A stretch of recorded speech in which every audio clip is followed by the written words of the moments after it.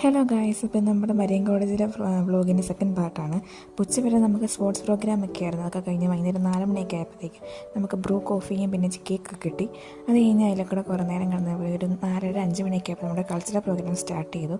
കുറേ പ്രോഗ്രാമൊക്കെ ഉണ്ടായിരുന്നു കേട്ടോ. അപ്പം ഞാനും എൻ്റെ അനിയത്തിയും ഒരു പാട്ടൊക്കെ പാടി, പിന്നെ അവിടെ ഒരു ഡാൻസൊക്കെ ഉണ്ടായിരുന്നു, അതൊക്കെ കളിച്ചു. അത് കഴിഞ്ഞ് കുറേ മിമിക്രിയും പല വെറൈറ്റി പ്രോഗ്രാംസൊക്കെ ഉണ്ടായിരുന്നു.